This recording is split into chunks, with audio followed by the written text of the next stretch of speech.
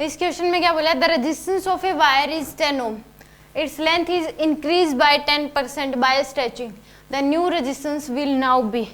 Resistance जो है वो डिपेंड लेंथ पे डिपेंड करेगा, क्योंकि इसमें अगर रेजिस्टेंस जो होता है वो क्या होता है, रो एल बाय ए। अगर मान लो आपने कि रेजिस्टेंस जो होती है कि पर यूनिट एरिया जो उसका क्रॉस सेक्शन एरिया होगा वो कितना अपोज करता है, ठीक है। तो और रजिस्टिविटी होती है वो उस लेंथ उस पर डिपेंड नहीं करती, क्योंकि मटेरियल सेम है। तो रजिस्टिविटी अगर पूछता तो आंसर क्या आता, सेम।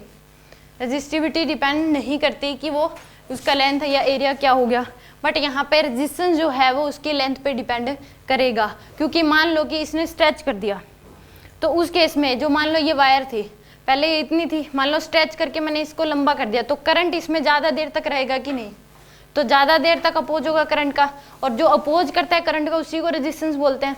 तो रेजिस्टेंस क्या हो जाएगा, इसका बढ़ जाएगा, ठीक है। तो इसलिए रेजिस्टेंस लेंथ पे डिपेंड करता है, चाहे वायर वही की वही हो, स्ट्रेच करके कराओ, चाहे उसने चेंज कर दिया हो। अगर चेंज कर दिया तो रेजिस्टिविटी भी चेंज होगी और रेजिस्टेंस भी चेंज हो जाएगा। अगर स्ट्रेच किया तो रेजिस्टिविटी सेम रहेगी, बट इसकी रेजिस्टेंस क्या हो जाएगा, चेंज हो जाएगा, क्योंकि जितना ज़्यादा देर तक बढ़ा दी लेंथ तो ज़्यादा देर तक करंट रहेगा, ज़्यादा देर तक अगर करंट रहेगा तो वो अपोज भी ज़्यादा करेगा, तो इसलिए इसकी रेजिस्टेंस तो इंक्रीज होगा। अब देखो रेजिस्टेंस जो होता है वो क्या होता है, रो एल बाय ए।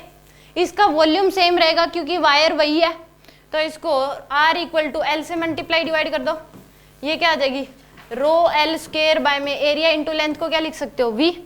तो रो और वी तो सेम है, रजिस्टिविटी और वॉल्यूम तो सेम है, तो जो रेजिस्टेंस हो गया वो डायरेक्टली प्रोपोर्शनल किसके हो गया, लेंथ के स्क्वायर के। Resistance directly proportional to length square है। तो इस केस में पहले लेंथ कितनी थी, मान लो पहले लेंथ दे रही 10, रेजिस्टेंस दे रखा है 10 ओम, पहले लेंथ मान लो उसकी एल थी, लेंथ क्या थी उसकी एल। अब जो लेंथ इंक्रीज होगी बाय 10%, यानी कि पहले जो थी उसका 10% इंक्रीज हुई है, बाय बोल दिया ना कि 2 बोला है, 2 अगर बोलता तो यानी कि जो पहले थी मान लो एल थी तो उसकी क्या होगी, इतनी होगी। मान लो कि आपके मार्क्स 20 आए, मैंने ये कर दिया बाय 10%, तो 20 का 10% बढ़ा है, ठीक है। पहले मान लो 20 आए तो अब कितना हो गया, 20 के 10% बढ़ गया यानी कि 30। अब और उसके 20 का 10% आप निकाल लो, 20 बाय में 10/100 यानी कि 20 यानी कि 40 हो गए। और अगर आपको 2 कहा है तो यानी कि बढ़ के अब इतना हो गए, ठीक है, पहले इतने थे अब इतने हो गए। तो इस केस में इसका आर डायरेक्टली प्रोपोर्शनल क्या हो गया, एल स्क्वायर के।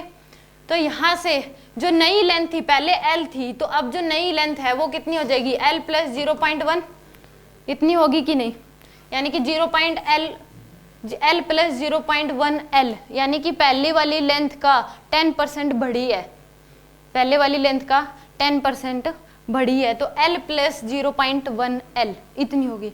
तो कितनी हो जाएगी टोटल,